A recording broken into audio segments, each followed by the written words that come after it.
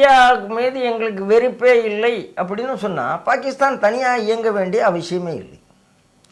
India மீது எங்களுக்கு எதிர்ப்பே இல்லை என்று சொன்னால் பாகிஸ்தான் தனியாக இயங்க வேண்டிய அவசியமே இல்லை.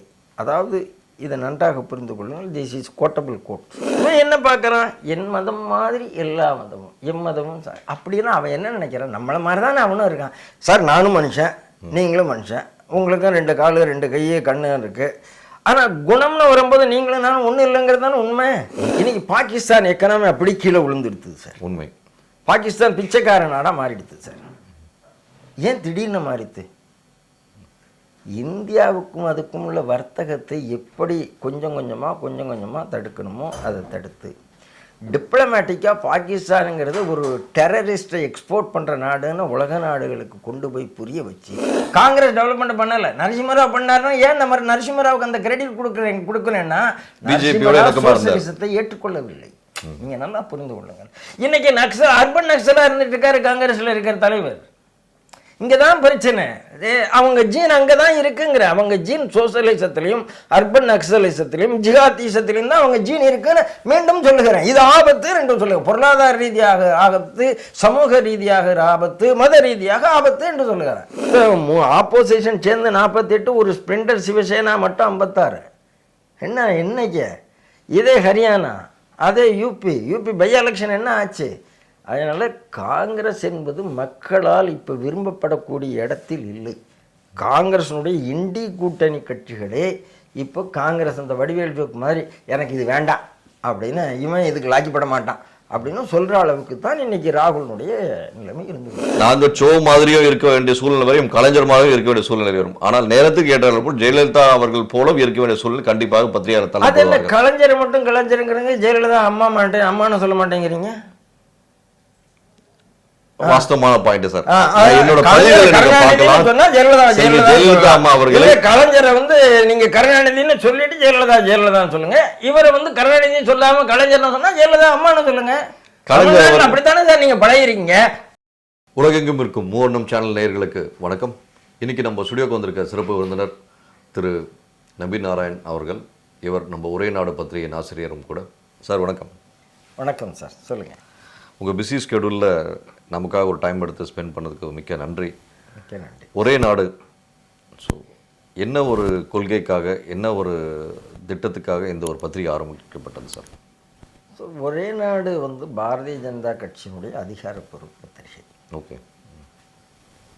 பொதுவாக பாரதிய ஜனதா கட்சி இந்த நாடு ஒன்று அப்படிங்கிற கொள்கை உள்ள நாடு. இமயம் முதல் குமரி வரை. இன்றைக்கி என்ன நிறைய பேருக்கு என்ன சந்தேகம் இருக்குன்னா, ஏதோ பாரத உபகண்டம், இந்திய உபகண்டம், இந்திய துணைக்கண்டம் அப்படிலாம் பேசிகிட்டு இருக்காங்க.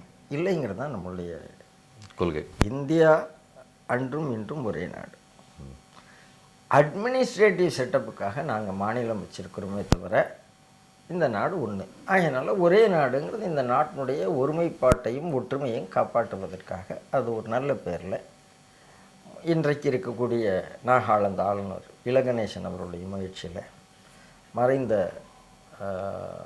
சு. சிதம்பரம் அவர்களால் ஆரம்பிக்கப்பட்ட பத்திரிகை ஒரே நாடு. நன்றி சார். இப்போது அகண்ட பாரதம் அப்படின்னு சொல்கிறாங்களே சார், நீங்கள் இந்த ப்ரெசைஸாக பேசினதுனால அகண்ட பாரதம் என்பதும் தங்களோட கொள்கையா இல்லை கட்சியோட கொள்கையா? சார் அகண்ட பாரதம்ங்கிறது அதாவது கல்ச்சுரலாக நம்ம அகண்ட பாரதம் என்பதைத்தான் நம்ம சொல்லுகிறோம். அதாவது நீங்கள் 2 விஷயத்தை புரிந்து கொள்ள வேண்டும். தேசியம் எது, ராஜ்யம் எது? எல்லாம் தேசியமே ராஜ்யமாக இருக்கணும்னு அவசியம் இல்லை. உண்மை.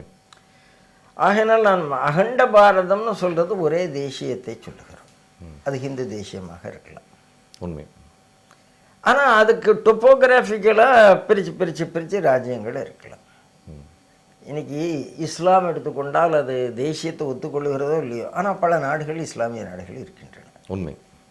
அந்த மாதிரி இது ஹிந்து தேசியத்தினுடைய அகண்ட பாரதம் அப்படின்னு நீங்கள் சொல்லிக்கலாம். பாரதிய கலாச்சாரம் உள்ள பகுதிகள் இன்றைக்கு வேறு வேறு நாடுகளாக இருக்கலாம். அது பர்மாவாக இருக்கலாம், ஸ்ரீலங்காவாக இருக்கலாம், ஆப்கானிஸ்தானாக, பாகிஸ்தானாக கூட இருக்கலாம். இது பாகிஸ்தானில் சந்தேகமே இல்லை, 47 போனது தானே பாகிஸ்தான் பங்களாதேஷ். Correct sir. அப்படி இருக்கும் தருவாயில் இப்போது இந்தியாவில் இருக்க முக்கிய பாஜகவை சார்ந்த முக்கிய நபர்கள், பாஜக கூட்டணியில் இருக்கக்கூடிய அனைத்து இயக்கங்களும் சரி, எல்லோருக்கும் வந்து அகண்ட பாரதம் மீது எப்பவுமே ஒரு ஈர்ப்பு இருக்குது. அப்படி இருக்கும் தருவாயில் பாகிஸ்தானை மட்டும் எப்போதுமே இந்தியாவில் உள்ள முக்கியஸ்தர்கள் எல்லாரும் வந்து ஒரு வெளிநாடு என்பதை பார்ப்பதை விட ஒரு எதிரி நாடாக பார்க்கிறார்கள் என்பதை காட்டமாக சொல்ல முடியும் அல்லவா? இல்லை, எதிரியை பார்க்காம நீங்கள் எப்படி நட்பாக பார்க்க முடியும் சார்? நம்மகிட்ட இருந்து போன பிரிஞ்சு 47 பிரிஞ்சவங்க இல்லை, நம்மக்கிட்ட போன பிறகு நம்மளுடைய தன்மை இல்லாமல் போயிடுது இல்லையா? ஏன்னா அவங்க வந்து தன்னை இஸ்லாமிக் ஸ்டேட் என்று அனௌன்ஸ் பண்ணி விட்டார்கள். ஹிந்து தேசியத்திலேருந்து பிரிந்து போயிட்டாங்க. அதாவது டொப்போகிராஃபிக்கலாக அன்றைய அகண்ட பாரதத்தில் அவர்கள் இருந்தார்களானா இருந்தார்கள். இன்றைக்கு நாம் அகண்ட பாரதம்னு சொல்லக்கூடிய சிந்தனையில் நாளைக்கு அவர் வருவார்கள் என்று எதிர்பார்த்தால் வரலாம். ஆனால் இன்னைக்கு ஆஸ் ஆன் டுடே அவர்கள் இஸ்லாத்தை ஏற்றுக்கொண்டவர்கள். இஸ்லாத்தை ஏற்றுக்கொண்டவர்கள்னால் இஸ்லாத்தில் என்ன இருக்குது? ஒரே ஒரு புக்கு, ஒரே ஒரு மெசஞ்சர், ஒரே ஒரு கடவுள். அது நேரடியாக பன்முகத்தன்மையை ஏற்றுக்கொள்ளாத ஒரு மதம். அப்படி தானே நான் சொல்லணும். அப்படி உங்களோட பார்வை இல்லை, அதுவும் உண்மை. பன்முகத்தன்மையை ஏற்றுக்கொள்ளவில்லை. அதாவது மற்றவர்களை மதிக்கிறார்கள் மதிக்கலைங்கிறது கேள்வி இல்லை, ஏற்றுக்கொள்ளவில்லை என்பது உண்மை. அப்போ இந்தியாவை பொறுத்தளவில் இந்த நாட்டினுடைய பண்பாடு, பாரதிய பண்பாடு என்பது பன்முகத்தன்மையை ஏற்றுக்கொள்வது.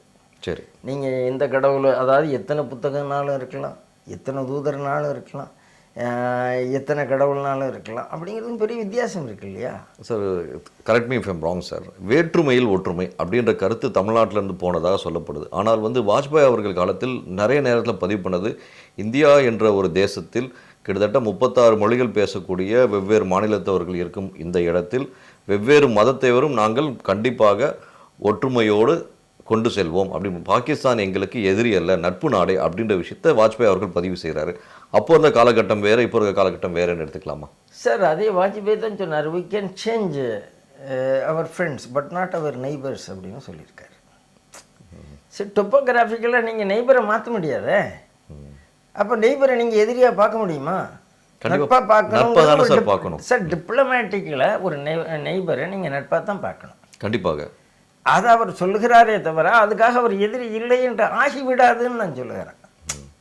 சரி, நீங்கள் அவங்க கூட வர்த்தக உறவு வச்சுருக்கீங்களா? வர்த்தக உறவு வச்சுருக்கீங்க, இல்லைன்னு சொல்ல முடியுமா? முடியாது. ஆனால் பிரதமர் மோடி வந்த பிறகு அவர் கூட நீங்கள் பேச்சுவார்த்தையை நடத்தலையே காஷ்மீரை பற்றி இன்ன வரைக்கும்?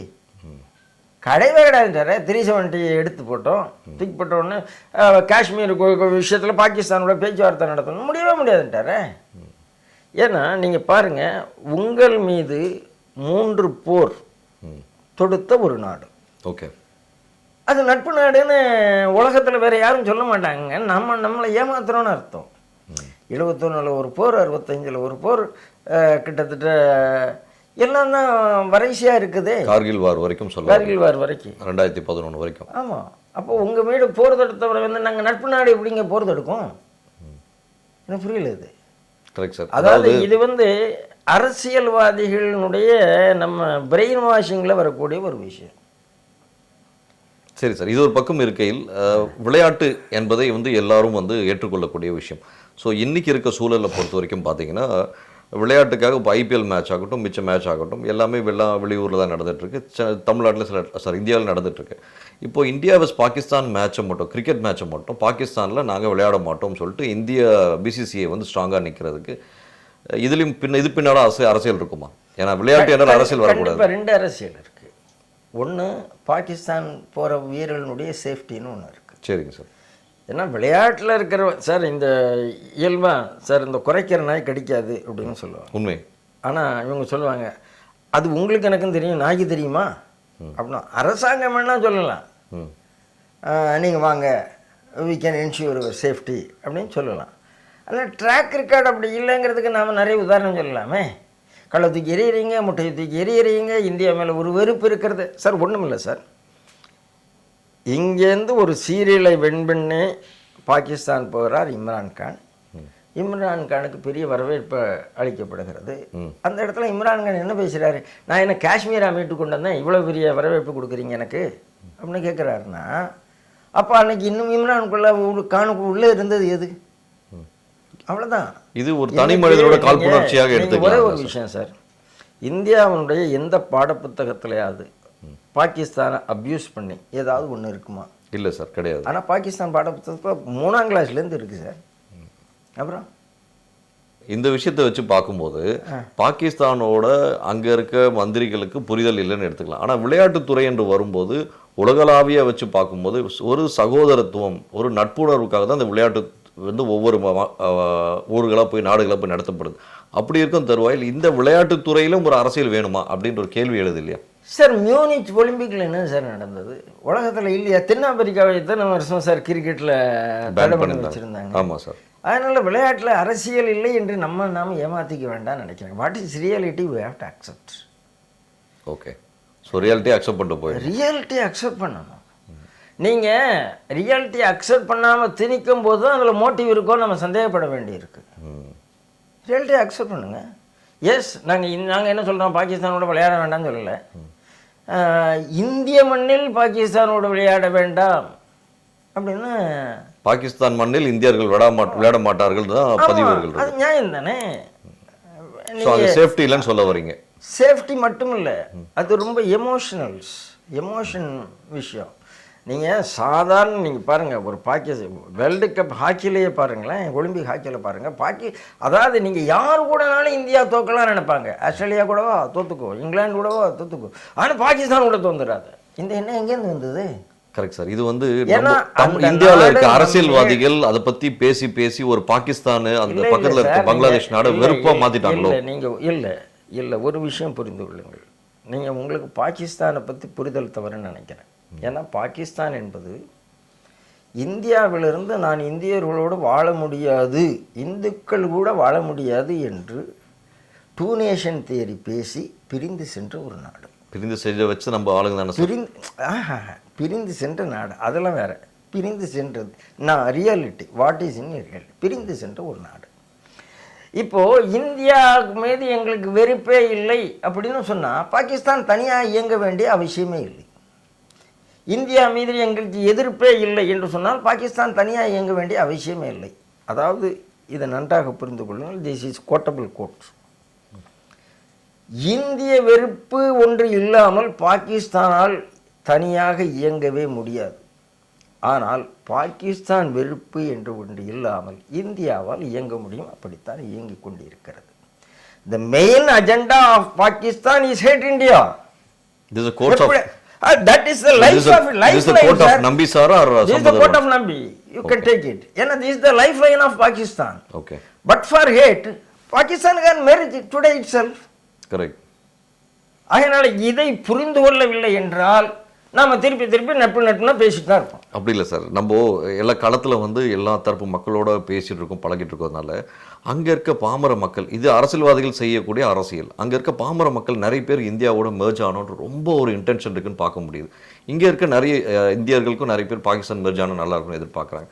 ஆனால் டாப் லெவலில் இருந்த அரசியல்வாதிகள் 1946 2024 இன்னி வரைக்கும் அவங்க பண்ணுற அரசியல், இப்போ தமிழ்நாட்டில் பண்ணுறாங்க இல்லையா, காவிரி நதி பிரச்சனை, முல்லை பெரியார் பிரச்சனை, இந்த மாதிரி பிரச்சனைகளை கையில் வச்சுன்னு ஆடுற மாதிரி வட இந்தியாவில் இந்த பிரச்சனையை வச்சு ரொம்ப சாமர்த்தியமாக காங்கிரஸ் நகர்வு நகர்த்துது. அதுக்கு அடுத்தது பிஜேபி இதே நகர்வு நடத்துதுன்னு ஒரு பேச்சு. ஒரு வார்த்தைக்கு அறியாதவர்கள் அப்படின்னு ஒரு அர்த்தமும் இருக்குது. எல்லாருக்கும் எல்லாம் தெரியணும்னு அவசியம் இல்லை சார். உண்மை. நாம் என்லைட் பண்ண வேண்டிய இடத்துல இருக்கிறவங்க என்லைட் பண்ணணும். ஓகே, புரிஞ்சு போச்சா?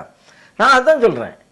அது பன்முகத்தன்மைக்கும் ஒற்றைத்தன்மைக்கும் உள்ள வித்தியாசத்தை பாமரர்களுக்கு புரியாது. உண்மை. ஏன்னா இவன் என்ன பார்க்குறான், என் மதம் மாதிரி எல்லா மதமும் எம்மதமும் சார் அப்படின்னா அவன் என்ன நினைக்கிறான், நம்மளை மாதிரி தானே அவனும் இருக்கான் சார். நானும் மனுஷன், நீங்களும் மனுஷன், உங்களுக்கும் 2 காலு 2 கை கண்ணு இருக்குது. ஆனால் குணம்னு வரும்போது நீங்களும் நானும் ஒன்றும் இல்லைங்கிறது தானே உண்மை சார். கண்டிப்பாக சார். அதை சொல்ல வேண்டிய கடமை நமக்கு இருக்குன்னு நான் சொல்லுகிறேன். சரி சார், இது ஒரு பக்கம் வச்சுக்கலாம். இப்போ அடுத்தபடியாக பங்களாதேஷ், இந்த பங்களாதேஷ் விஷயம் வந்து உலக லெவலில் பெரிய விஸ்வரூபம் எடுத்திருக்கு. நீங்கள் கூட ரீசெண்டாக அது விஷயமா போராட்டங்கள் ஆகட்டும், 2 நாள் முன்னாடி கூட ஒரு பட்டிமன்றம் ஒரு இடத்துல நடத்துனீங்கன்னு சொல்லி பார்க்க முடிஞ்சது. ஸோ பங்களாதேஷ் விஷயத்தில் இந்தியன் கவர்மெண்ட் கொஞ்சம் ஸ்ட்ராங்காக இல்லை அப்படின்ற விஷயத்த வந்து ஒரு பிளண்டாக பத்திரிகையில் நான் வைக்கிறேன் சார். நீங்கள் எப்படி பார்க்குறீங்க சார்? இந்தியன் கவர்மெண்ட் ரொம்ப ஸ்ட்ராங்காக இருக்குது சார். ஆனால் ஸ்ட்ராங்காக இருக்குங்கிறத எல்லார்ட்டையும் சொல்லணும்னு அவசியம் இல்லை. நாலு போல அங்கே கொல்லப்பட்டு இருக்கானே சார் இந்துக்கள். என்ன பண்ண முடியும் நீங்கள் சொல்கிறீங்க? உடனே இந்தியா வந்து அது மேலே போர் தொடுத்துட முடியுமா? நான் போர் எடுக்குன்னு சொல்லவே இல்லை. அப்போ என்ன பண்ணணும்? டிப்ளமேட்டிக்காக என்ன பண்ணணும் சார்? டிப்ளமேட்டிக்காக ஒரு முள்ளை எடுக்கணும்னா அதுக்கு என்ன பண்ணணுமோ அதைத்தான் பண்ணணும். இன்னைக்கு ஒன்றும் இல்லை சார். ஸோ அது வரைக்கும் வந்து பொறுமையாக ஒரே ஒரு விஷயம் சொல்றேன். பிரதமர் மோடி பிரதமராகிற வரைக்கும் நீங்கள் எல்லாத்தையும் பாகிஸ்தானில் பேசிகிட்டே இருந்தீங்களா இல்லையா? உண்மை. அதுக்கப்புறம் இன்னைக்கு இப்போ காஷ்மீர் விஷயத்த பேசவே இல்லை அப்படின்னு ஒரு சூழ்நிலை வந்த பிறகு என்ன மாறித்துன்னு? சரி, டிமானிட்டைசேஷன் வந்தது சார். டிமானிட்டைசேஷன் வந்த உடனே நீங்கள் என்ன கத்தினீங்க? ஐயோ மீண்டும் பாமரனுக்கு கஷ்டம், அது கஷ்டம், இது கஷ்டம்னு. நான் கேட்குறேன், இன்னைக்கு பாகிஸ்தான் எக்கனாமி அப்படி கீழே விழுந்துடுது சார். உண்மை. பாகிஸ்தான் பிச்சைக்கார நாடாக மாறிடுது சார். ஏன் திடீர்னு மாறிடுது? இந்தியாவுக்கும் அதுக்கும் உள்ள வர்த்தகத்தை எப்படி கொஞ்சம் கொஞ்சமாக தடுக்கணுமோ அதை தடுத்து, டிப்ளமேட்டிக்காக பாகிஸ்தானுங்கிறது ஒரு டெரரிஸ்ட்டை எக்ஸ்போர்ட் பண்ணுற நாடுன்னு உலக நாடுகளுக்கு கொண்டு போய் புரிய வச்சு, பாகிஸ்தானுக்குலேருந்து வெளிநாடுகளுக்கு அங்கே போகிற இதெல்லாம் தடுத்து, இந்த டிமானிட்டைசேஷனில் 1.69 lakh crore ஃபேக் கரன்சிஸ் அப்படி காணாம போச்சு. ஃபேக் கரன்சி, உண்மை, நாட் பிளாக் கரன்சி. உண்மை. அப்போது நீங்கள் என்ன பண்ணுறீங்க, ஒரு விஷயத்தை உணர்வு பூர்வமாக மட்டும் பார்க்கக்கூடாது சார். அதாவது வெளியிலேருந்து ஒரு மேட்ச் விளையாடுறாங்கன்னா நீங்களும் கையை தட்டலாம், நானும் கையை தட்டலாம். ஆனால் விளையாடுறவங்க தான், இந்த 11 பேர் தான் பாலையும் போடணும், இவர் தான் 4 அடிக்கணும், 6 அடிக்கணும். உண்மை. அதனால் பார்க்குறவர்கள் வேறு. நீங்கள் என்னுடைய டீமை நான் நம்புகிறேன்னா நம்பணும், அவ்வளோதான் game. There ends the game. அப்போ இன்றைக்கு இருக்கிற அரசாங்கம் ரொம்ப அழகாக வேலை பார்த்து கொண்டு இருக்கிறது. ஏன்னா ஒன்றும் இல்லை, இப்போ இந்திய தரப்பு போனார்கள் 4 நாளைக்கு முன்னால். இந்த இன்ட்ரீம் அரசை இன்று வரைக்கும் இந்திய அரசாங்கம் ரெகக்னைஸ் பண்ணலை. ஏன்னா மஹ்மூதோ யூனூஸ் என்பவர் அந்த நாட்டினுடைய அதிபர் இல்லை, பிரதமர் இல்லை, யாரும் இல்லை. அவர் வந்து ஒரு காப்பாளராக இருக்கிறார். அவரை யார்ட்டும் பண்ணலை. நேரடியாக இவங்க அமைச்சர்கள்னு எதுவுமே கிடையாது. அதிகாரிகள் பேசிவிட்டு வந்திருக்கிறார்கள். அப்படின்னா இதை விட இந்தியா என்ன சார் உங்களுக்கு மெசேஜ் சொல்ல முடியும்னு நினைக்கிறீங்க? என்ன மெசேஜ் சொல்ல முடியும் சார்? இது உங்களோட பார்வை, இது இந்தியாவில் நடக்கக்கூடிய விஷயம் நீங்க சொல்றீங்க. அங்க இருக்க ஒரு பாமரன்னா உங்களுக்கு இதுவாகுது. அங்க இருக்க ஒரு இந்துக்கள் இல்ல சார், அங்க இருக்க ஒரு இந்துக்களுக்கு நாங்க அந்த இந்துன்ற நாடு. ஏன்னா இந்த இன்டர்வியூவே நான் என்ன நினைக்கிறேன்னா, பாமரனா நம்ம எஜுகேட் பண்றதாக இருக்கட்டும். ஏன் பாமரனையே நீங்க பேசுறீங்க? இல்ல சார், அங்க ஒரு இந்து என்ன நினைச்சிட்டு இருக்கான், நமக்காக வந்து கண்டிப்பா இந்திய நாட்டுல இருக்க சீனியர் அரசியல்வாதிகள் எல்லாரும் வந்து ஹெல்ப் பண்ணுவாங்க அப்படின்ற நடப்புல இருக்கு. பண்றாங்களே, நாளுக்கு நாள் செத்துட்டு இருக்கானே சார். சார் 47ல சாகலையா சார்? 46ல ஒன்றா இருந்த இந்தியாவில் டைரக்ட் ஆக்ஷன் டேல செத்தாங்களே. அப்போ என்ன நடந்தது? 46ல ஆகஸ்ட் 16 டைரக்ட் ஆக்ஷன் டே. அந்த டைரக்ட் ஆக்ஷன் டேல எத்தனை பேர் செத்தாங்க? அன்னைக்கு என்ன நடந்தது? ஒரு மாப்பிள்ளை கலவரத்தில் என்ன சார்? ஹிஸ்ட்ரியில் ஒன்றை மட்டும் புரிந்து கொள்ளுங்க சார், ஜிஹாதீஸ் ஆர் ஆல்வேஸ் ஜிஹாதீஸ். அந்த ஒரு வெல்கனோ மத்தியில் நீங்கள் வாழக்கூடியவர்களுக்கான ஆபத்து வெல்கனோவிலேருந்து இருந்து கொண்டே தான் இருக்கிறது. இதெல்லாம் நீங்கள் இல்லை என்று சொல்ல முடியாது. ஆகையினால தான் அவர்கள் போட்டுதலுக்கு உரியவர்கள், தொழுகைக்கு உரியவர்கள். அங்கே இருக்கிற இந்துக்களுடைய ஒவ்வொருவருடைய திருப்பாதங்களையும் நாம் வணங்க வேண்டும், அதில் மாற்றுக்கிறதே கிடையாது. ஆனால் பாதுகாப்புன்னு வரும்போது நீங்கள் எங்கே போவீங்கன்னு ஒரு கேள்வி இருக்கு இல்லையா? அப்போ இன்னைக்கு நீங்கள் சேட்டை பண்ணியிருக்கீங்க. இந்த சேட்டைக்கு உங்களை எப்படி நாங்கள் பண்ண முடியுங்கிறத நாம் பார்ப்போம், சரித்திரம் நிரூபிக்கும். அதில் நீங்கள் அவசரப்பட வேண்டிய அவசியம். கோயில்கள் தாக்கப்படுதா சார்? அதை எப்படி பார்க்குறீங்க சார் பங்களாதேஷில்? சார் மீண்டும் சொல்கிறேன், கோயில்கள் சார் பங்களாதேஷில் கோயில் தாக்கப்படுதுங்கிறீங்க. பாமியானில் 2 புத்தர் சிலை அடிக்கும்போது நீங்கள் என்ன பண்ணிட்டு இருந்தீங்க? அதே காட்டுமிராண்டித்தனத்தை நீங்கள் என்கரேஜ் பண்ணீங்க. என்ன என்கரேஜ் பண்ணீங்க? அவன் ஐடோல் வர்ஷிப் ஒத்துக்கல, அதனால் இடிக்கணும், அதனால நாம் என்ன பண்ண முடியும், தாலிபான் அப்படின்னு தானே சொன்னீங்க. அப்போ இருந்து அரசியல்வாதிகள் சொன்னாங்க சார். அரசியல்வாதிகள் இல்லை சார், புரிதலே இல்லை.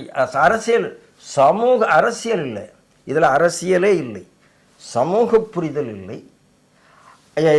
ஒரு மதங்களுக்கும் கான்டெம்பரரி ரிலிஜியன்ஸ் பற்றி ஸ்டடீஸ் நமக்கு இல்லை. இதுக்கு அரசியல்வாதிகள் மட்டும் காரணம் இல்லை. அரசியல்வாதிகள் அவங்க ஓட்டை காத்துக்கிறாங்கிறது வேற பக்கம். நமக்கு அந்த விழிப்புணர்வு இருந்தால் அரசியல்வாதி மாறிட்டு போகிறான். அவ்வளோதானே ஸோ மக்களுக்கான விழிப்புணர்வு வேணும்னு சொல்லுவாங்க. அதைத்தான் 1925 ஆர்எஸ்எஸ் பண்ணிட்டு இருக்கு. சரி சார், இப்போ ஆர்எஸ்எஸ் வந்து கிட்டத்தட்ட ஒரு நூற்றாண்டு அடைய போகுது. ஸோ அதுக்கான விழிப்புணர்வை இப்போ இருக்க சூழ்நிலையில் பொறுத்த வரைக்கும் பார்த்தீங்கன்னா தமிழ்நாட்டில் இருக்க அரசியல்வாதிகளும் சரி, இந்தியா என்ற INDAA என்ற கூட்டணி சார்ந்த அரசியல் தலைவர்களும் சரி, எல்லோரும் பகிரங்கமாக எதிர்க்கிறது அந்த ஒரு இயக்கத்தை. அப்படி இருக்கும் தருவாயில் அந்த இயக்கம் இந்த வாரி இல்லை, இது நல்ல விஷயம் தான் செய்கிறாங்க, விழிப்புணர்வு கொண்டு வராங்க அப்படின்ற சப்ஸ்டான்ஷியேட் பண்ணுற மாதிரி யாராச்சும் ஆளும் கட்சி பாஜக சார்ந்த கூட்டணி கட்சியில் யாராச்சும் வந்து ரொம்ப ஸ்ட்ராங்காக டிட்டர்மைண்டாக யாராவது எங்கேயா வச்சுருக்காங்களா சார்? இல்லை நான் பார்த்ததில்ல. வாஜ்பாய் தானே சார் அதை முதல்ல ஸ்ட்ராங்காக நிரூபித்தார். Correct sir. ரெட்ட மெம்பர்ஷிப் வேண்டாம் ஆமாம் அப்படின்னு சொல்லும்போது போடா அப்படின்னு சொல்லிட்டு வெளியில் வந்தோமா இல்லையா, ஜனதா கட்சி தூக்கி தூர போட்டுட்டு. கண்டிப்பாக சார் என்றைக்குமே நாம் இதை ஸ்ட்ராங்காக தான் சொல்லியிருக்கிறோம். மோடி என்னைக்கு இல்லைன்னு சொல்லல, ஸ்ட்ராங்காக சொல்லலைங்கிறீங்க. ஆர்எஸ்எஸ் பற்றி எங்கேயுமே பிஜேபி சார்ந்த நபர்கள் முக்கியஸ்தர்கள் சொல்ல அவசியம் இல்லை சார், சொல்லணும்னு அவசியம் இல்லை சார். சில உறவுகள் வந்து எதையுமே எல்லாத்தையும் சொல்லணும்னு எக்ஸிபிட் பண்ணால் தான் அன்புன்னு அர்த்தம் இல்லை. எக்ஸிபிஷன் லெவல் தேவைப்படுது. ஆனால் வந்து இதே விஷயத்தை வந்து ரொம்ப தீர்க்கமாக வந்து இந்தியா கூட்டணியை சார்ந்த நபர்கள் வந்து அவ்வளோ அநாகரீக பேச்சுகளால் பேசணும். நீங்களே பார்த்துருப்பீங்க, திருமாவளவன் அவர்கள் ஒரு காலத்து ஆர்எஸ்எஸ் புகழ்ந்த மேடைகளை நான் பார்த்துருக்கேன். கடந்த 13 ஆண்டுகளா இதே திருமாவளவன் அவர்கள் வந்து ஆர்எஸ்எஸ் தரந்தாழ்ந்து பேசாத மேடைகள் கிடையாது. ஆர்எஸ்எஸ் அவர் புகழ்ந்ததே கிடையாது. ஒரே ஒரு மேடை நான் பார்த்திருக்கேன், நான் வீடியோ வேணா உங்களுக்கு காணொலி காமிக்கிறேன். தவறு. ஆர்எஸ்எஸ் அமைப்பினுடைய ஸ்ட்ரக்சரை புகழ்ந்திருக்கிறார். அதுதான் சார், அந்த விஷயம் தான் சொல்றேன். இல்ல நீங்க கட்டமைப்பு என்பது உங்களுக்கும் சொல்லுகிறேன், அவர் ஆர்எஸ்எஸ்ஐ புகழ்ந்ததே கிடையாது. ஆர்எஸ்எஸ் என்பது கொள்கை ரீதியாக திருமாவுக்கும் நமக்கும் நிறைய வித்தியாசம் இருக்கு. ஏன்னா திருமா உண்மையான அம்பேத்கரிஸ் என்றால் நமக்கு அவர் கூட நட்பு இருக்கு. ஆனால் உண்மையான அம்பேத்கரிஸ்ட் இல்லை, is a wake Ambedkarist. RSS தான் அம்பேத்கரை வந்து நல்லா ப்ரொமோட் பண்ணது. தேங்கடி தான் அவருடைய எலெக்ஷனுக்கு எல்லாம் பண்ணார் மும்பையில். அந்த கதை இருக்கு. அன்னைக்கெல்லாம் விசிகேன்னு ஒரு கட்சி பிறந்திருக்காது. இன்னைக்கு அம்பேத்கரை சொந்தம் கொண்டாடுற விசிகேக்கு ஆர்எஸ்எஸ் தான் அம்பேத்கருக்கு எலெக்ஷனில் சப்போர்ட் பண்ணது வரலாறே சொல்லத்துக்கு தெரியாது. நீங்கள் அது அந்த வரலாறை பறைசாற்றும் மாதிரி யாரும் பேசுறது இல்லை. நீங்கள் புரிந்து கொள்ளுங்கள். அதனால உங்களுடைய கேள்வி தவறு. எந்த காலத்திலையும் விசிக திருமாவளவன் ஆர்எஸ்எஸ்ஐ புகழவில்லை. ஆர்எஸ்எஸ் அமைப்பு எப்படி இருக்கு பாருங்க, அது மாதிரி நாம் கற்றுக்கொள்ள வேண்டும். அவருக்கு ஆர்எஸ்எஸ் வைத்து பாடம் எடுத்தாரே தவிர இது ஆர்எஸ்எஸ் மீதான புகழ்ச்சி என்று நாம் எடுத்துக்கொண்டால் நம்மை நாம் ஏமாற்றிக் கொள்கிறோம். அதாவது ஆர்எஸ்எஸ் கட்டமைப்பு புகழ்ந்தாலும் ஆர்எஸ்எஸ் இயக்க சார்ந்த கொள்கையை புகழ்ந்தாலும் கொள்கையை புகழலங்கிறேன். கட்டமைப்பு புகழ்ந்தாரு இல்லைங்களா, அந்த விஷயத்துல அந்த ஒரு ஏத்துக்க வேண்டிய விஷயம். ஸ்ட்ரக்சரை புகழ்ந்ததுனால நாம சந்தோஷப்பட்டதுக்கு ஒண்ணும் இல்லை சார். அதுல நீங்க ஸ்ட்ரக்சர் பண்ணீங்க அப்படி சந்தோஷப்படுங்க சொல்ல வரல சார், ஏமாற தயாரா இருக்கும்னு அர்த்தம் இல்ல. சந்தோஷத்துக்காக நான் சொல்ல வரல, சந்தோஷப்படுங்க படாம இருக்க அவங்களோட விருப்பம். ஆனால் திருமா அவர்கள் ஆர்எஸ்எஸ் கட்டமைப்பா ஒரு ஓபன் மேடையில் 2 மேடைகள் நான் என்னோட காணொலி வச்சிருக்கேன். கட்டமைப்பு தான் புகழ்ந்து பேசியிருக்காங்க. ஆர்எஸ்எஸ் கட்டமைப்பு பாராட்டி இருக்காங்க சார். ரஷ்யால போய் பாராட்டி இருக்காங்க சார். சார் உலகம் முழுக்க ஆர்எஸ்எஸ் இந்திரா காந்தி ஆர்எஸ்எஸ் உடைய கட்டமைப்பை பாராட்டி இருக்கிறார். கண்டிப்பாக ஜவஹர்லால் நேரு ஆர்எஸ்எஸ் உடைய சேவையை பார்த்து ஒரு ரிப்பப்ளிக் டே பரேடுக்கு ஆர்எஸ்எஸ் கூப்பிட்டு இருக்கிறாரு. ஆனால் அவர்கள் நட்பாக மாறினார்களா? இல்லை. நேரு சாகத்துக்கு முன்னால் ஆர்எஸ்எஸ் பற்றி புரிதல் வந்துடுத்து, இனிமேல் நல்லா இருப்பார்னு எதிர்பார்த்த காலத்தில் அதுக்கப்புறம் அவர் இல்லை. எந்த ஆர்எஸ்எஸ்ஐ பாராட்டினாரோ அதே ஆர்எஸ்எஸ் இந்திரா தடை பண்ணியிருக்கிறார். காங்கிரஸ் ஜீன் வந்து ஜிஹாதி ஜீன் சார், அதுதான் உண்மை. That is the issue. நேரடியாக நம்ம அங்கே வந்துடலாம். எடுத்தோம் காங்கிரஸ் ஜீன் என்பது ஜிஹாதி ஜீன். இது உங்களோட பார்வையா, உங்களோட ஸ்டேட்மெண்ட்டா சார்? எப்படினாலும் எடுத்துக்கலாம். ஏனென்றால் இந்திய டேட்டு வரைக்கும் காங்கிரஸ் வந்து 1947 சுதந்திரம் பெற்றதுலேருந்து 1984 வரைக்கும் அவங்களோட காங்கிரஸோட செயல்பாடுகள் நம்ம பார்த்துருக்கோம். காங்கிரஸ் எல்லாம் இவ்வளோ தூரம் வளர்ச்சியும் வந்திருக்காது, அதில் மாற்றுக்கிறது. ஆனால் சில வளர்ச்சி இல்லாத போகிறதுக்கு முக்கிய காரணம் காங்கிரஸ், அதுலேயும் மாற்றுக்கிறது சார். வளர்ச்சி சார், நீங்கள் ஒன்று புரிஞ்சுக்கங்க சார். வளர்ச்சி அப்படிங்கிறதுக்கும் வளர்ச்சின்னு என்ன, குரோத் டெவலப்மெண்ட் என்ன, முன்னேற்றம், ரெண்டுக்கும் வித்தியாசம் இருக்கு. வளர்ச்சிங்கிறது it is a natural process. Okay, யார் உட்கார்ந்தாலும் நான் ஒரு குழந்தை பிறந்தால் வளரும், உண்மை. வளராது நீங்கள் சொல்லவே முடியாது. 5 வயசாகும், 10 வயசாகும், 15 வயசாகும், 50 வயசாகும். அதுக்கு மூளை வளர்ச்சி இருந்துதான் அது புரிந்து கொண்டதா, அது பொருளாதாரத்தில் சுயமாக நின்னதா? This is development. உண்மை என்ன உண்மை. காங்கிரஸ் டெவலப்மெண்ட்டே கொடுக்கல. காங்கிரஸ் வளர்ச்சியை கொடுத்தது, வளர்ச்சி தானாக நிகழ்ந்தது. டெவலப்மெண்ட் கொடுத்ததெல்லாம் என்னைக்கு வாஜ்பாய் அரசாங்கம் வந்ததோ அன்னைக்கு மாறித்து. அதான் சார் நம்பி சார் சொல்லும்போது வளர்ச்சின்ற வார்த்தை தான் பதிவு பண்ணேன். ஏன்னா காங்கிரஸை பற்றி முழுதும் உணர்ந்தவன் நரசிம்மராவ் மாத்தினார். ஏன் நரசிம்மராவ் மாத்தினார்? அது வரைக்கும் சோசியலிசத்தின எதையோ ஒன்று பிடிச்சி தொங்கி கொண்டிருந்த நீங்களே, அன்னைக்கு சந்திரசேகர உம்மன்ல நீங்க வந்து தங்கத்தை போய் அடமானம் வச்சீங்க. உண்மை. அதுதான் உங்களுடைய வளர்ச்சி. புரியுதா? நாட்டில் இருக்கிறது அடமானம். இவன் அடமானம் வச்சு நாட்டை காப்பாத்தினா அதுக்கு பேர் வளர்ச்சி இல்லை சார். அந்த அப்படி அடமானம் வைக்கிறதுக்கான சூழ்நிலை கொண்டு விட்டது காங்கிரஸ். அது ஒரு வகையான துரோகம். அப்போ நீங்க பாருங்க, நரசிம்மராவ் வந்து இது என்னடா கேடுகட்டத்தனமா இருக்கு என்று சொல்லிட்டு, அதாவது தன்னுடைய கான்ஸ்டியூஷனில் உள்ள சோசியலிசத்தை மார்க்கவில்லையே தவிர அழகா இந்த நாட்டை அப்படியே குளோபலைசேஷன் நோக்கி அப்படி அதுக்காக ஒரு மன்மோகன் சிங்கின் ஒரு கொண்டு வந்து மாத்தினது. அதுக்கப்புறம் தான் இந்த நாட்டில் நீங்க டெவலப்மெண்ட்டே பாக்குறீங்க சார். காங்கிரஸ் டெவலப்மெண்ட் பண்ணல, நரசிம்மராவ் பண்ணாருன்னா ஏன் நம்ம நரசிம்மராவுக்கு அந்த கிரெடிட் கொடுக்குறேன்னா சோசியலிசத்தை ஏற்றுக்கொள்ளவில்லை. நீங்க நல்லா புரிந்து கொள்ளுங்கள். இன்னைக்கு அர்பன் நக்சலா இருந்துட்டு இருக்காரு காங்கிரஸ்ல இருக்கிற தலைவர். இங்கதான் பிரச்சனை. அவங்க ஜீன் அங்கதான் இருக்குங்கிற, அவங்க ஜீன் சோசியலிசத்திலையும் அர்பன் நக்சலிசத்திலையும் ஜிகாதீசத்திலையும் தான் அவங்க ஜீன் இருக்குன்னு மீண்டும் சொல்லுகிறேன். இது ஆபத்து என்று சொல்லுங்க. பொருளாதார ரீதியாக ஆபத்து, சமூக ரீதியாக ஆபத்து, மத ரீதியாக ஆபத்து என்று சொல்லுகிறேன். சரி சார், இந்த விஷயத்துல வந்து வெளியே கொண்டு வர்றதுக்கு என்ன மாதிரியான நடவுகள் நடந்திருக்கு சார்? சார் காங்கிரஸ் இல்லாமல் பண்ணிட்டாங்களே சார், அதுதான் சார் பெரிய நடவு. மக்கள் வந்து 99 சீட் தனியா எடுத்திருக்காங்களே சார். 99 சீட்லாம் நீங்க நல்லா பார்த்துங்க. ஏன்னா காங்கிரஸ் முக்து பாரத்னு சொன்னார் பிரதமர் மோடி. நீங்க ஆப்போசிஷன் ஆகலை. 2019 ஆப்போசிஷன் ஆகலை. இப்போ ஆப்போசிஷன் ஆனது 2 இடத்துல, யூபி அண்ட் மகாராஷ்டிராவில் சில லூப் ஹோல்ஸ் இருந்ததுனால. ஐ வில் சே இது லூப் ஹோல்ஸ். ஏதோ ஒரு காரணத்தினால காங்கிரஸை விரும்பிலாம் மக்கள் போடலை. நீங்கள் சொல்கிற மாதிரி அறியாமையிலும் பல இடத்துல ஏதோ ஒரு காரணம் இருக்கும். இதனாலலாம் பெரிய ஆபத்து வந்துடாதுங்கிற ஒரு நம்பிக்கை இருக்கும். ஆனால் அவர்களே உடனடியாக திருத்தி கொண்டார்கள். மகாராஷ்டிரா இப்போ காணாமல் போயிடுத்த, காங்கிரஸ் லிக்விடேட்டட். மொத்த ஆப்போசிஷன் சேர்ந்து 48, ஒரு ஸ்பிரிண்டர் சிவசேனா மட்டும் 56. என்னைக்கு இதே ஹரியானா, அதே யூபி பை எலெக்ஷன் என்ன ஆச்சு? அதனால் காங்கிரஸ் என்பது மக்களால் இப்போ விரும்பப்படக்கூடிய இடத்தில் இல்லை. காங்கிரஸினுடைய இண்டி கூட்டணி கட்சிகளே இப்போ காங்கிரஸ் அந்த வடிவேல் ஜோக் மாதிரி எனக்கு இது வேண்டாம் அப்படின்னு, இவன் இதுக்கு லாக்கிப்பட மாட்டான் அப்படின்னு சொல்கிற அளவுக்கு தான் இன்னைக்கு ராகுலனுடைய நிலைமை இருந்து கொண்டு. சரி சார், நீங்கள் இந்த ஒரு பார்வையில் சொல்கிறீங்க. ஆனால் காங்கிரஸோட நட்பு வட்டாரங்களை நம்ம பேசும்போது அவங்க சில விஷயங்கள் பதிவு பண்ணுறாங்க. முக்கியமாக தமிழ் தேசியவாதிகள் இருக்கக்கூடிய அந்த காங்கிரஸுக்கு எதுங்க சார் தமிழ் தேசியவாதி காங்கிரஸ் பாருங்க. தமிழ் தேசியவாதிகள் தயவு செய்து புரிந்து கொள்ளுங்கள். தமிழ் தேசியவாதியோடு காங்கிரஸ் இணக்கம் காட்டுகிறது என்றால் அது காங்கிரஸ் இல்லை, முடிஞ்சு போச்சு. அதனால அவர் காங்கிரஸ் நீங்க என்கிட்ட கேள்வியே கேட்காதீங்க. அடுத்தது, அதாவது நீங்க ஒரு விஷயத்தை ஏற்கனோன்றது உங்களுக்கு கட்டாயம் எனக்கு கிடையாது, ஆனால் கேள்வி ஏற்றுக்கொள்ள வேண்டும் என்று உங்களுக்கும் கட்டாயம் கிடையாது. தமிழ் தேசியவாதியோட காங்கிரஸை இணைத்து விட்டால் அது காங்கிரஸ் இல்லை. அடுத்து, அதாவது காங்கிரஸில் உள்ள தமிழ் தேசியத்தை உணர்ந்த நிறைய நபர்களோட தொடர்பில் இருக்கிறதால அவங்க கிட்ட பேசும்போது சொல்லக்கூடிய விஷயம், காங்கிரஸ் ஒவ்வொரு மாநிலத்திலும் ஒவ்வொரு வகையாக வளர்ந்து கொண்டிருக்கிறது. இதை பாஜக உணரவில்லை, உணர தவறிவிட்டது அப்படின்ற விஷயத்தை பதிவு பண்றாங்க. இது வந்து அவங்களுக்கு அப்படி சொல்லியிருப்பாங்க சார். ஏன்னா இவன் நம்பிக்கை ஓடி போயிடக்கூடாதுங்கிறதுக்காக சொல்லியிருப்பாங்க. கட்சியிலேருந்து இல்லை அப்படிலாம் இல்லைப்பா, ஏன்னா இவன் பாவம் தமிழ்நாடே தாண்டி போயிருக்க மாட்டான் காங்கிரஸில். இங்கேயே அவனுக்கு கழகத்துக்கு அடிமையாக இருக்கிறதுக்கு இவனுக்கு நேரம் இல்லை.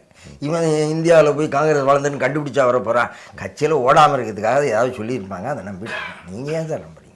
இன்னொரு கேள்வி சார், இப்போது தமிழ்நாடு அரசியலுக்கு வரலாம். ஏன்னா உலக அரசியல் பார்த்தாச்சு, தேசிய அரசியல் பார்த்தாச்சு. தமிழ்நாட்டு அரசியலில் பாஜக இன்னும் காலூன்றவில்லை என்பது தெளிவாக ஓரளவுக்கு தெரிகிறது. இல்லை, எனக்கு புரியவே இல்லை. காலூன்றவில்லைன்னா என்ன அர்த்தம்? 4 எம்எல்ஏ இருந்தால் அதுக்கு பேர் காலூன்றவில்லைன்னு அர்த்தமா? கூட்டணி வச்சு எம்எல்ஏ ஆனோம்ல சார். கூட்டணி வச்சுதான் காலூன்றதா? இல்லை, கூட்டணி வச்சதால சார் 4 சீட் கிடைச்சது. இதுக்கு முன்னால பிஜேபிக்கு எம்பிகளே தமிழ்நாட்டில் இருந்தது. Correct sir. அப்போ இந்த தமிழ்நாட்டில் இருந்து மினிஸ்டர்ஸா இருந்தது. அப்போ இருந்த சீசன் வேற சார். சார் காலூன்றவில்லைன்னா என்ன அர்த்தம்? அது அந்த வார்த்தையை நான் உண்மையாக கண்டிக்கிறேன். தமிழ்நாட்டில் வெற்றி நடைபெற்று கொண்டிருக்கிறது. இன்னைக்கு யாருக்காவது ஒருத்தர் எல்லா எதிர்க்கட்சி தலைவரும் பதில் சொல்லுகிறார் என்றால் அது தமிழக பாஜக தலைவர் அண்ணாமலைக்கு தான். கண்டிப்பாக. நீங்க என்ன காலூன்றவில்லைன்னு சொல்லிட்டீங்க, எனக்கு புரியல. அதாவது பாஜக அண்ணாமலைக்கு முன் அண்ணாமலைக்கு பின்றதை எடுத்துக்கலாம். அந்த விஷயத்துல நானும் விவாதம் பண்ண எடுத்துக்கல. பாஜக தான் எடுத்துட்டு இருக்கேன். ஆனா பாஜகவுடைய கேள்விக்கு எல்லாரும் பதில் சொல்லி கொண்டிருக்காங்க. நீங்க மனசுல வைங்க. தாராளமா சார், அதுல மாற்று கருத்து இல்லை. என்னன்னா இப்போதைக்கு களத்துல வந்து திமுக ஆட்சிக்கு எதிராக பேசக்கூடிய எந்த எதிர்கட்சி ஸ்ட்ராங்கா இல்லாதோட நிலைமை திரு அண்ணாமலை அவர்கள் பேசும்போது ஸ்ட்ராங்கா வருது. சார் இதெல்லாம் நான் ஒத்துக்கொள்ள மாட்டேன் சார். ஸ்ட்ராங்கா இல்லாத நிலைமை ஏன் எடப்பாடி ஏன் ஸ்ட்ராங்கா இருக்கக்கூடாது? அவன் ஸ்ட்ராங்கா வரணும்னு விரும்பல. ஏன் காங்கிரஸ் ஸ்ட்ராங்கா இருக்கக்கூடாது? சார் காங்கிரஸுக்கு நான் இன்னைக்கு கூட சொல்றேன் சார். இப்ப பங்களாதேஷ்ல இந்துக்கள் மேல தாக்குதல் இருக்கு. காங்கிரஸ்ல இருந்து ஒரு ஸ்டேட்மெண்ட் வரல. பங்களாதேஷ்ல இந்துக்கள் மீது தாக்குதல் இருக்கு. ஆம் ஆத்மியில இருந்து ஸ்டேட்மெண்ட் வரல. தமிழ்நாட்டுக்கு எந்த கட்சி கொடுக்கல சார். தமிழ்நாட்டுல இருக்க ஸ்டாலின் கொடுக்கல, இவங்க கொடுக்கல, விஜய் கொடுக்கல, யாருமே கொடுக்கல. திருமால இருந்து யாரும் கொடுக்கல. இவங்களை யாரு தடுக்கிறான்னு கேக்குறேன். நீங்க சொல்றீங்களா எடப்பாடி யார் தடுக்கிறா? எடப்பாடி குரல் கொடுக்க வேண்டியதானே. அப்ப எடப்பாடிக்கு இதை தாண்டி ஏதோ ஒரு அஜெண்டா இருக்கு. நீங்க அவங்க வீக்கா இருக்கிறதுனால அண்ணாமலை உண்மைதான், அண்ணாமலை அவருக்கான ஸ்ட்ரென்த் இருக்கு. ஆனால் அவர்கள் வீக்காக்கி இருக்கிறாங்க. அவங்களுக்கு இந்துக்களுக்காக குரல் கொடுக்கக்கூடாதுன்னு யாரு சார் சொல்றா? நான் போய் தடுத்தானா? வாயை பத்தினானா? ஸ்டாலின் பேசாத, எடப்பாடி பேசாத. அவர்கள் ஜிகாத்திகளுக்கு அடிமையாக இருந்து கொண்டு இருக்கிறார்கள். இந்த இடத்துல தான் சார் மக்களுக்கு முக்கியமா தமிழக மக்களுக்கு ஒரு பெரிய டிஸ்கனெக்ட் இருக்கு. இந்த இந்துத்துவா சம்பந்தப்பட்ட விஷயங்கள் ஆகட்டும், எதுவா இருந்தாலும் பாஜக சார்ந்த அமைச்சர், அதாவது ஆட்சியர்கள், பாஜக சார்ந்த அரசியல்வாதிகள் மட்டும் தான் பேசுறாங்க. மிச்ச கட்சிக்காரங்க பேசாததுனால இதுதான் வந்து மதவாதம் சொல்லி கையில எடுத்து தமிழ்நாட்டில் இருக்கக்கூட திராவிட கட்சிகளாகட்டும் ஏனைய கட்சிகளாகட்டும் இதை வச்சு ஸ்ட்ராங்கா டிஃபெண்ட் பண்றாங்க. இதைய பாஜகவை சேர்ந்த நபர்கள், முக்கியஸ்தர்கள், நான் அண்ணாமலை மட்டும் சொல்ல வரல, மிச்ச முக்கியஸ்தர்கள் ஏன் பேச மாட்டாங்க அப்படின்றதுதான் என்னோட கேள்வி. இதனாலதான் மக்கள் வந்து மதவாத கட்சி அப்படின்னு சொல்லிட்டு ஏனைய கட்சிகள் சொல்வதனால மக்கள் அப்படியே ஏற்றுக்கொள்கிறாங்க. ஏனென்றால் ஒவ்வொரு கட்சியில இருக்கக்கூடிய கட்சி தலைவர்கள் தன்னோட ரோல் மாடலை பார்க்கறான்.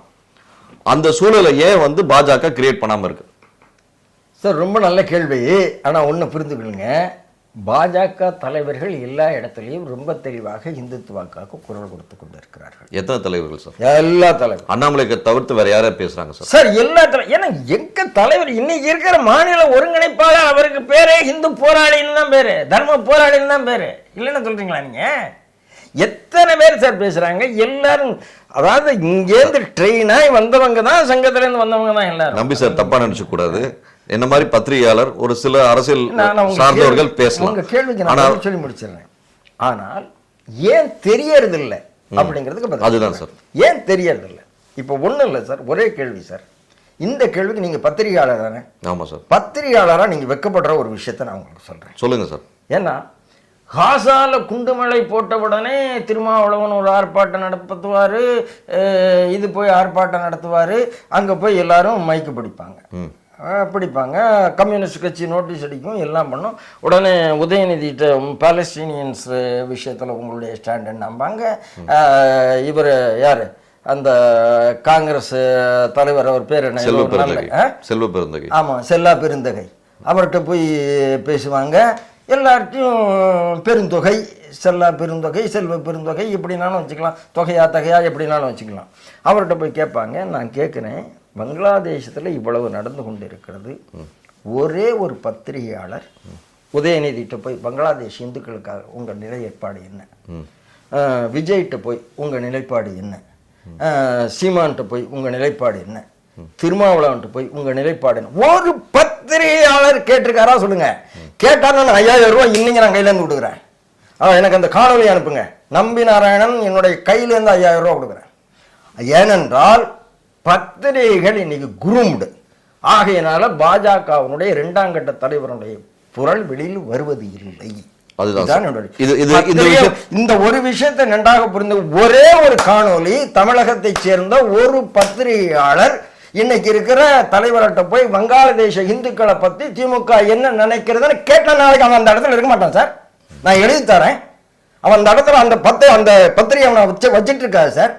That is the ecosystem of Tamil Nadu. அதை ஞாபகத்தில் வைத்துக் கொள்ளுங்கள். எந்த பத்திரிகை இங்கு சுதந்திரமாக இல்லை, அதை புரிந்து கொள்ளும். ஆகையினால் அவன் என்ன பண்ணுவான், எல்லாரும் இந்துக்களுக்காக குரல் கொடுத்துக்கொள்ள அவன் இதையே பேரட் பண்ணுவான். வகுப்புவாத கட்சி பிஜேபி இதை அவன் பேரட் பண்ணுறதுக்கு அவனுக்கு வேறு வழி இல்லை, அவ்வளோதான் தெரியும். சார் நேற்று இதே ஒரு கேள்வி கேட்குறேன் சார். ஒரு சீனியர் பத்திரிகை என்கிட்ட ஒரு கேள்வி கேட்குறாங்க. என்ன கேள்வி? தமிழ்நாட்டில் சிறுபான்மையினருக்கு பாதுகாப்பு இல்லையே, இந்தியாவில் சிறுபான்மையினருக்கு பாதுகாப்பு இல்லைன்னு சொல்கிறாங்களே, சிறுபான்மையில் வாழ்வதற்கு தகுதியற்ற நாடு என்று இந்தியாவை சொல்கிறார்களே அப்படின்னு கேட்குறாரு. நான் பதில் கேட்டேன் அதை பத்திரிகையாளர், இந்தியாவிலேருந்து வாழ்வதற்கு தகுதி இல்லை என்று பாகிஸ்தானுக்கோ பங்களாதேஷுக்கோ போன ஒரு குடும்பத்து பேரை சொல்லுங்கன்னு கேட்டேன். ஒரு குடும்பத்து பேரை சொல்லுங்க. நீங்கள் எவனோ ஒருத்தன் சொன்னான், ஒரு கான் சொன்னான் நான் இந்தியாவிலேருந்து போகிறேன்டான்னு, போய்க்கோ. ஒரு அனந்தமூர்த்தி சொன்னார், டிக்கெட்டே எடுத்து கொடுத்தோம், அவரே போயிட்டார்.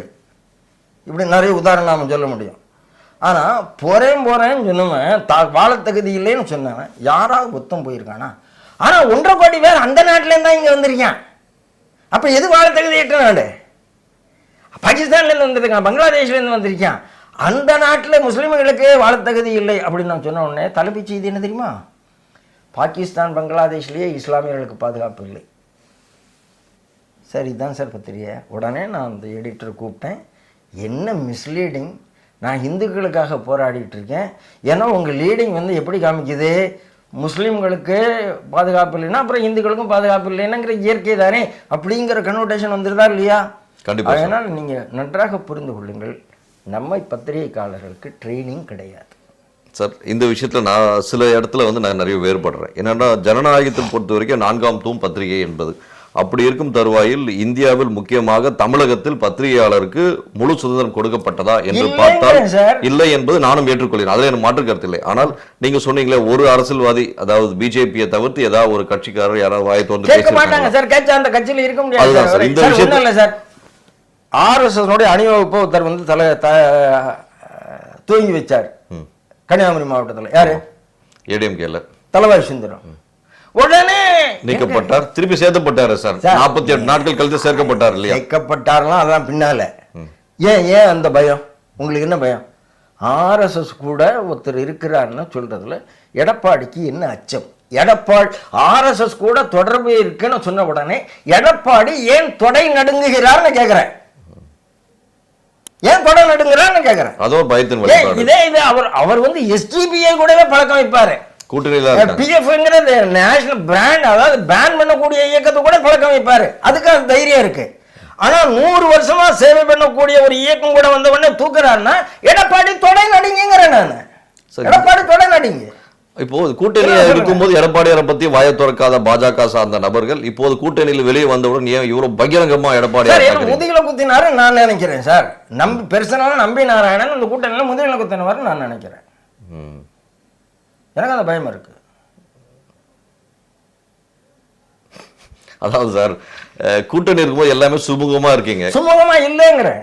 கூட்டணி இருக்கும்போது உள்ளுக்குள்ள குறைந்து கொண்டு இருந்தார்கள் நான் சொல்றேன். இப்போ எக்காலத்திலும் கூட்டணி என்பது கிடையாது. அது நான் சொல்ல முடியாது. அது மேலதான் மத்தியில் உள்ளவங்க தான் சொல்லுவாங்க. அது எது எப்படி சார் பேசுறதெல்லாம் நீங்க பேசுறதுக்கு அப்புறம் மத்தியில முடிவு எடுக்கணும்னு சொல்றீங்க சார். எல்லா பார்ட்டிலையும் அதான் சார், எல்லாரும் அப்படிதான் பண்ணுவாங்க. டிசிப்ளின் ஒன்று இருக்கு, யாரா இருந்தாலும் அதான கட்டமைப்பு. இங்கதான் சார் ஒரு டிஸ்கனெக்ட் ஏற்படுது. ஏனென்றால் பாஜக டிஸ்கனெக்ட் இல்லை சார், எல்லா இடத்துலயும் தான் சார். இப்போ நீங்க சொல்றீங்க அட்லீஸ்ட் பாரதிய ஜனதா கட்சியிலேயாவது அந்தந்த மாநிலத்தில் கொஞ்சம் சுதந்திரமாக வேலை பார்க்குறாங்க. நீங்க காங்கிரஸ்ல நேரடியா டிக்டேஷன் தானே போகுது. இல்லைன்னு சொல்லுங்க. அதாவது இந்திரா காந்தி இருக்கும் போதும் மேலிடம் என்பது ஃபீமேல் இடம்தான், சோனியா காந்தி இருக்கும் போதும் மேலிடம் என்பது ஃபீமேல் இடம்தான். ஆகையினால காங்கிரஸ் அன்றைக்கும் இன்றைக்கும் ஃபீமேல் இடம் தான். அப்போ பாஜக பொறுத்த வரைக்கும் மேலிடம் என்பது RSS அப்படி எடுத்துக்கலாமா சார்? அது உங்க நீங்க சொல்றதுனால அந்த ஒரு பாயிண்ட் வைக்கலாம். தாராளம் எடுத்துக்கணும். எங்களுக்கு என்ன இருக்கு, நாங்க அதுக்கு போய் நான் சண்டைலாம் போட போறதில்லை. அது உங்களுடைய அண்டர்ஸ்டாண்டிங் பொறுத்து. நீங்க ஏன் அப்படி சொன்னீர்கள், இது எங்களுடைய கௌரவத்தை பாதித்து விட்டது அப்படிலாம் நாங்கள் சொல்லவே மாட்டோம் சார். கடைசியா ஒரு கேள்வி, இந்து அறநிலைத்துறை தமிழ்நாட்டில் எப்படி செயல்படுறது உங்களுக்கு நல்லா தெரியும். ஏன்னா எப்போ கேட்டாலும் நீங்கள் இந்து அறநிலைத்துறையில் பிஜேபி ஆகட்டும் RSS சம்பந்தப்பட்ட நபர்கள் யாராக இருந்தாலும் இந்து அறநிலைத்துறையை பகிரங்கமாக கண்டிக்கிறீங்க, கொள்றீங்க. CAG ரிப்போர்ட் நேற்று நம்ம ஜெய்சங்கர் அவர்கள் வெளியிடும் போது ஒரு வார்த்தை பதிவு பண்ணுறாரு. என்னன்னு பார்த்தீங்கன்னா இந்து அறநிலைத்துறையில் ப்ராப்பரான ரிப்போர்ட்ஸ் இன்னும் எங்களுக்கு சப்மிட் ஆகலை, கோஆப்ரேஷன் இல்லை அப்படின்ற வார்த்தையை வைக்கிறாங்க.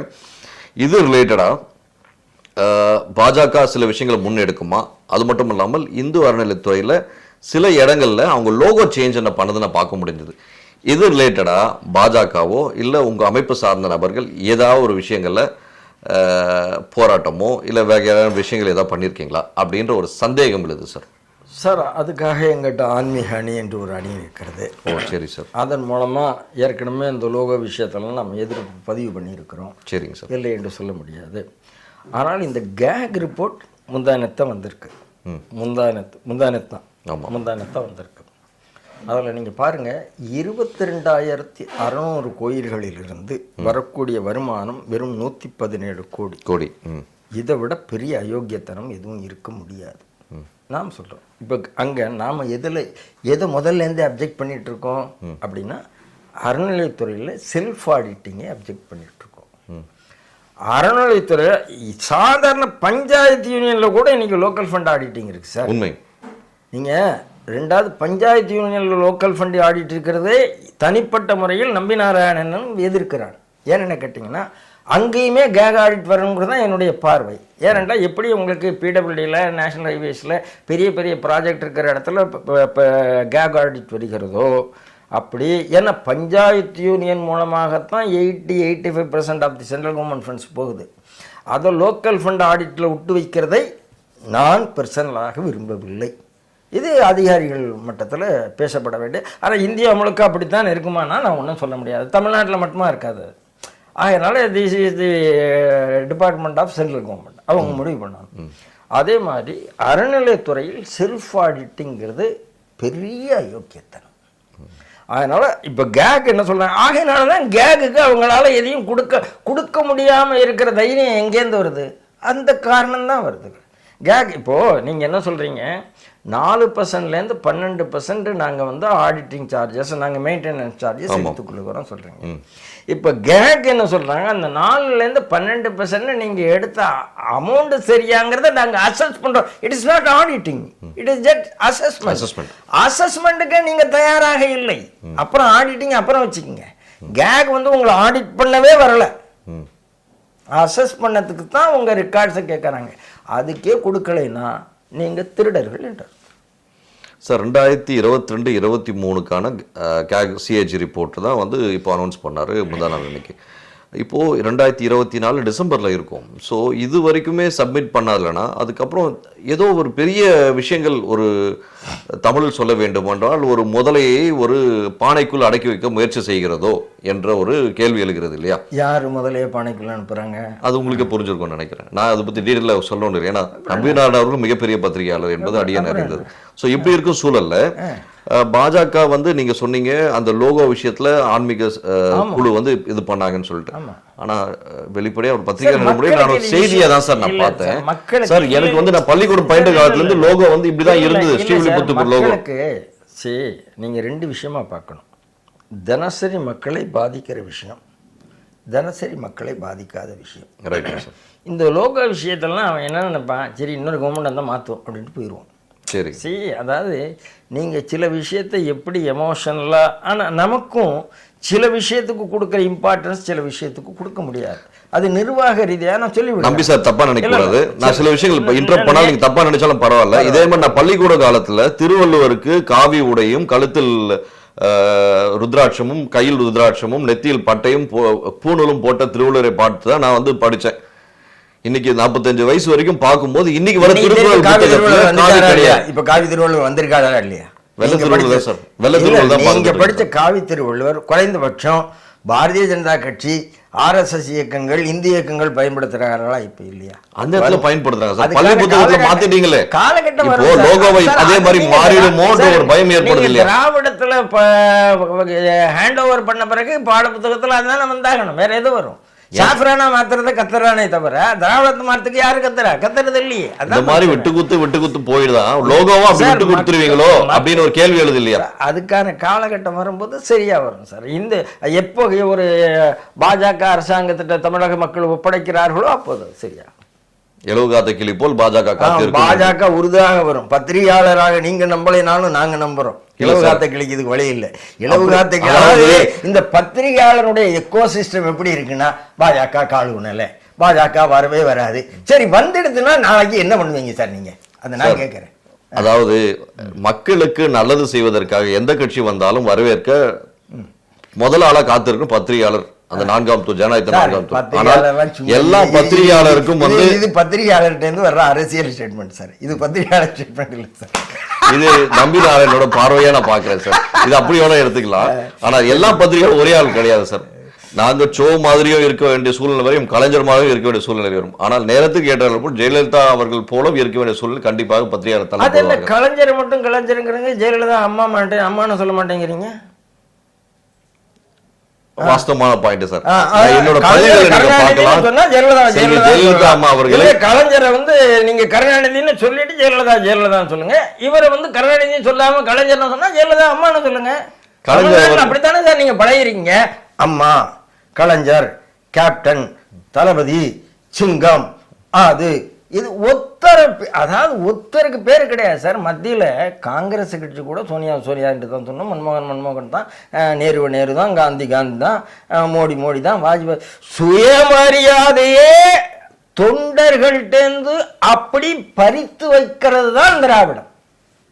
நீங்களே கலைஞர்னு சொன்னீங்க. நம்ம ரெண்டு பேருக்கும் திராவிடன்றது ஊறி போன விஷயம். ஏன் கருணாநிதி என்று சொல்ல முடியாது? இதான் என்னுடைய கேள்வி. அப்படி இல்ல சார், தாராளமா நேரத்துக்கு ஏற்றா போல் நாங்க கண்டிப்பா சொல்லுவோம். அதுல மாற்று கருத்து இல்ல. பத்திரிகையில பதிவுகள் என்று வரும்போது கருணாநிதி என்ற பெயர் சாஷ்டாங்கமும் பதிவிடுவோம். அட் தி சேம் டைம் பேச்சு மொழியாக வரும்போது கலைஞர் என்றதை கண்டிப்பா நாங்க பதிவு செய்வோம்.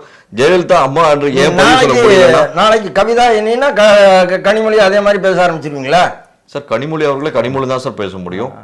எம்பின்ற வார்த்தை நாங்கள் மென்ஷன், ஏன்னா இந்தியாவில் ஜனநாயகப்படி அவங்க ஒரு பதவியில் இருக்காங்க. அப்படின்னும் போது கனிமொழி எம்பின்ற வார்த்தை நாங்கள் பதிவு பண்ணி தான் பேசுவோம் சார். அதுலேயும் எங்களுக்கு மாற்று கருத்து கிடையாது.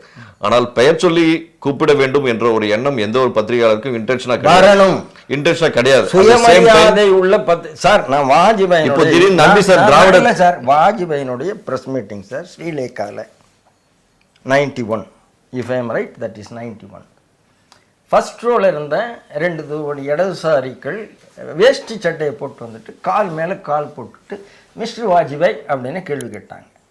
அவர்கள் இன்னைக்கும் உயிரோடு தான் இருக்கிறார்கள், ரிட்டையர்மெண்ட்டில் இருக்கிறாங்க. இவர்களுக்கு இதே மாதிரி கால் மேலே கால் போட்டு மிஸ்டர் கருணாநிதினு கேட்குற தைரியம் இருந்தது கிடையாது. இன்னைக்கு அந்த தைரியம் கிடையாது. இதுதான் தமிழ்நாட்டு பத்திரிகையாளர்களுடைய சுயமரியாதை. அதைத்தான் உங்களுக்கு எங்களை போன்ற கொஞ்சம் பேர் இருக்கிறாங்க சார், கேட்கறது ரெடியா இருக்கிறதுக்கு. ஆனால் எங்களுக்கு வாய்ப்புகள் தரப்படவில்லை என்பது பகிரங்கமா சொல்ல முடியும். அதை நாங்கள் பகிரங்கமா சொல்ல முடியும். ஏனென்றால் எல்லா பத்திரிகையாளர் மிரட்டப்படுறாங்களா? கிடையாது. ஒரு சில பத்திரிகையாளர்கள் அவர்கள பொருளாதார நிலைமைக்காக தள்ளப்பட்டு அந்த மாதிரி ஜால்ரா அடிக்கிறவங்க இருக்காங்க. எங்களை மாதிரி சில பத்திரிகையாளர்களும் இருக்கிறாங்க. எப்படி யாரை கேட்கணும் பத்திரிகையாளர் உருவாக வேண்டும்ங்கிறது என்னுடைய ஆசை, என்னுடைய வாழ்த்துக்கள். நன்றி சார். தங்கள் வருகைக்கும் கருத்து பதிவு மிக்க நன்றி சார். மிக்க நன்றி.